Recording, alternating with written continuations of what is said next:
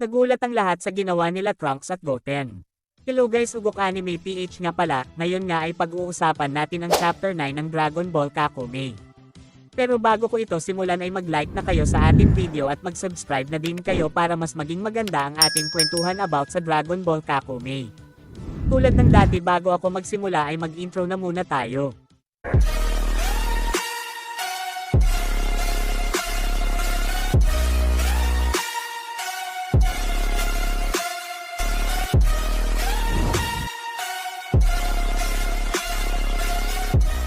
Bago ko simulan ang chapter na ito ay mag-recap na muna tayo sa last chapter, at sa last chapter nga ay atin nakita natin na nagsimula na ngang mag-training ang lahat ng Z-Warriors bilang paghahanda sa paparating na war. At dito na nga papasok ang chapter 9 na pinamagatang On the Path to Awakening. At sa unang panel nga ay napunta ang scene dito sa planetang Earth kung saan ay kasalukuyan ngang nasa bahay ni Clearen itong sila Android 17, Android 18 at si Papa Ronnie. Dito nga ay sinabi ni Papa Ronnie na naayos na nga daw niya ang kanyang spaceship na tinatawag na Shinbot. Ang spaceship nga nito ay isang beses lang kada buwan kung magamit, at sinasabi nga niya na ito nga daw ang pinakamabilis na spaceship sa kanila. Si Android 17 nga ay nagsalita dito at sinabi nito na kung sila nga daw ay aalis na. Sa moment na din na ito ay naka-ready na nga din si Android 18 para sa kanilang pag-alis. Salita nga dito si Android 17 at sinabi nga nito sa kanyang anak na mag-iingat nga daw ang mga ito at alagaan nga daw nito ang kanilang nanay, na agad naman sinanayunan dito ng anak niya. Dagdag pa dito ng anak ni Android 17 na siya na nga daw muna ang bahala sa pinapangalagaan nitong isla. Ang asawa nga dito ni Android 17 ay nagsalita at sinabi nito na mag-ingat nga daw itong darling niya.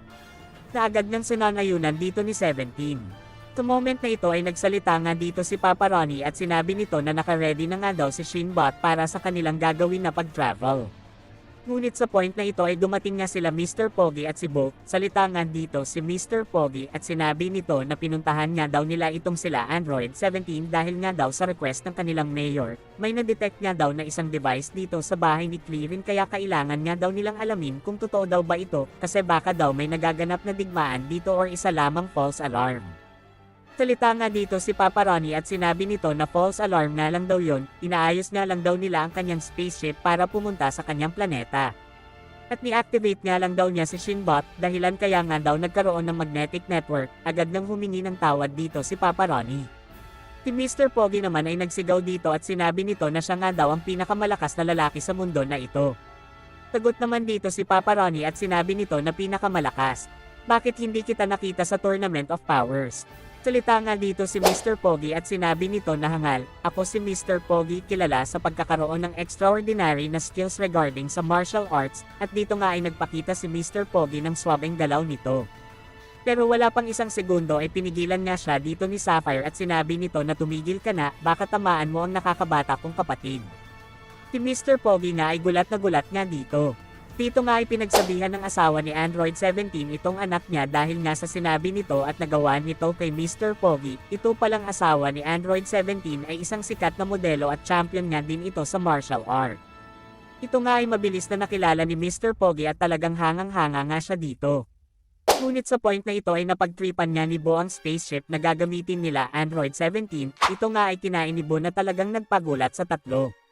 Dahil nga sa ginawa ni Bo ay nag-activate nga ang Shinbot, si Android 18 naman ay nag-attempt dito para pigilan si Bo ngunit huli na nga ang lahat. Wala pang ang kalahating segundo ay naglaho na nga itong si Bo kasama ang Shinbot. Si 18 nga ay nagtaka dito kasi nga sobrang bilis na pag-react na nga daw ang ginawa niya pero nag-miss pa nga din daw siya. Si Mr. Pogi naman ay nagulat din sa nangyari. Salita nga dito si Android 18 at sinabi nito na kung saan nga daw napunta si Bo. Sagot nga dito si Papa Ronnie na na-activate nga daw niya ang robot ng walang niset na lokasyon kung saan ito mapupunta, at baka nga daw na-teleport na itong si Bo sa random destination kaya imposible na nga daw makita itong si Bo at ang Shinbot. Salita naman si 18 at sinabi nito na wala daw ba itong specific na lokasyon kung saan ito maaaring pumunta. Sagot nga dito si Papa Ronnie at sinabi nito na meron naman daw, at ito nga daw yung Universe 6. Salita naman dito si Android 17 at sinabi nito na nag-aantay nga daw sila sa wala. Si Mr. Pogi nga ay wala pa din idea sa mga nangyayari at akala nga nito na magic tricks lang yun ginawa ni Papa Ronnie, hinahanap nga dito ni Mr. Pogi si Bo. Sa kabilang banda naman ay napunta ang scene dito kay Bo kung saan ay napunta nga ito sa Demon Realm. Sa next panel naman ay napunta ang scene dito kay Gohan kung saan ay na-corner na nga siya ng mga mafia dito. At sinabi nito na wala na nga daw siyang magagawa, kailangan na nga daw niyang lumaban sa mga ito. Dito nga ay hinagis ni Gohan ang bottle at mabilis na nga itong nag-counter sa mga ginagawang pag-atake ng mga mafia. Mabilis nga lang natalo ni Gohan ang mga mafia dahil na din sa lakas nito, ngunit ang bottle nga na kanyang hinagis ay malapit nang bumagsak sa sahig. Sila Daispo at Jiren nga ay nagbabalak ng sumunod dito kay Gohan ngunit sa pagdating nga nila ay nakita nga nila dito si Gohan nakapit ang bote, si Gohan nga ay humingi ng tawad dito kay Jiren at sinabi nito na pasensya nga daw sa abala. Dahil nga sa galing ni Gohan dito ay nag-success nga siya sa mission na ito, at ang mga mafia nga ay naaresto na din ng mga pulis ng Universe 11. Dito nga ay may dumating na iba pang miyembro ng troopers dahil nga daw sa magandang nagawa ni Gohan ay ito na nga daw ang ika-82 na member ng troopers na talagang nagpasaya dito kay Gohan. Sa next panel naman ay atin makikita dito ang mga troopers na masayang nagdiriwang ng isang masayang kainan. Ang pinag-uusapan nga lang nila dito ay ang about sa pamilya ng bawat isa, ngunit habang masayang nag-uusap ang mga ito ay dumating na nga dito si Belmod at Tupo kung saan ay sobrang angas nga ng dalawa dito. Sa moment na ito ay nagsalita nga dito si Belmod at sinabi nito na dumaan nga daw siya sa kamatayan, pero mas pinili ko na bumalik ulit dito. Sa kabilang banda naman ay napunta ang scene dito kay Trunks at Goten na kasalukuyan niyang nag-training ang mga ito. Pinipilit nga ng dalawa na makapunta ang kanilang isip sa napuntahan ni Goten, ito ngayon may isang malaking pinto. Bagay magawa nga daw nila yon ng magkasama ay sila nga daw ay siguradong magtatagumpay na sa point na ito. Dito nga ay nag-concentrate na nga si Trunks, at wala pang ilang segundo ay nagawa na nga nitong makapunta sa emotion ng isip niya, at sa moment na din na ito ay nagawa na din pala ni Goten na makapunta sa pinaka-emotions nito. Ang dalawa nga ay hindi magkasama dito guys, kasi nga may kanya-kanya silang isip, ang ginagawa nga nila ay ang malabanan ang kanilang mga emotion na katulad ng sa Ultra Instinct ni Goku. Balik tayo sa topic. Si Trunks nga ay nakita na niya ang malaking pinto dito, at nagbabalak na nga ang dalawa na lumapit sa pinto na ito. Pero sa moment na ito ay napansin nga nila ang style ng malaking pinto at ito nga ay may material na salamin, ngunit ang nakikita nga nila sa reflection ng salamin ay ang Gotenks fusion nila at ganun nga din si Trunks. Si Goten nga ay nakaisip dito ng paraan, kaya naman daw nilang mag-communicate gamit ang telepathy ay mas magiging mabuti kung magbibilang tayo ng 1 to 3 para sabay natin maitaas ang ating kanan kamay. Dito nga ay nagsimula na silang magbilang at sabay na nga nilang tinaas ang kanilang kamay. At dahil dito ay nagbukas na nga ang malaking pinto, nakita nga nila dito ang Gotenks fusion form nila na talagang pinagtaka nila. Akala nga daw nila ay isang demon ang lalabas sa pinto. Pero napagtanto nga ni Goten na ang sinasabing demon pala dito ay ang kanilang fast ion technique na si Gotenks.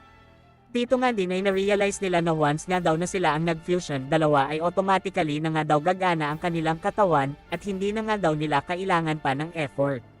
At once na matapos na daw ang fusion technique ay doon na din daw natatapos ang kanilang teamwork. Kaya mas mabuti daw na mabasa nila ang galaw ng isa't isa, at wag nga daw aasa sa fusion technique. Sa moment na ito ay bumalik na nga sila sa real world at dito nga ay sabay na nilang sinuntok ang device na nagresulta ng pagsabog ng bola na nasa gitna na talagang tinagulat dito ni Whis. Sila Goten nga ay nagyabang pa dito kay Whis at sinabi nito na sobrang easy nga lang daw pala nito. At dahan-dahan na nga silang nawala ng malay dito. Bakas nga sa mukha ni Whis ang tuwa sa nagawa ni Goten at Trunks. Pero sa moment na ito ay naramdaman na nga ni Whis ang presensya dito ni Beerus na parang nagbabalak na nga itong bumalik sa planeta na yon. Sa next panel naman ay napunta ang scene dito sa planetang Beerus kung saan ay nagsasalita nga dito ang Oracle Fish at sinabi nito na after nga daw umalis ni Whis kasama ang dalawang Saiyan na yon ay ngayon naman ay aalis ka din Lord Beerus. Sagot nga dito ni Beerus na siya nga daw ay pupunta sa planetang Earth para kumain ng masasarap na pagkain. Salita nga dito ang Oracle Fish at sinabi nito na bakit nga daw hindi na lang siya isama nito sa planetang Earth. Sagot nga dito ni Beerus na wag na nga daw kasi nga hindi daw para dito ang pupuntahan nito. Salita nga ulit ang Oracle Fish at sinabi nga nito na sa haba nga daw ng lalakbayin nito ay kailangan nga daw ng may kasama ito. Sagot nga ulit si Beerus at sinabi nito na ngayon nga daw ay malapit na ang war, ang kailangan nga daw niyang kasama ay ang walang hanggang katahimikan. Dagdag pa dito ni Beerus na aalis nga daw siya ng mag-isa at yun nga daw ang kanyang last word. Sa moment na ito ay sinuot na nga ni Beerus ang baluti niya. Salita naman dito ang Oracle Fish at sinabi nito na ang baluti nga daw na yan ay ang pinaka-rare na damit nitong si Lord Beerus.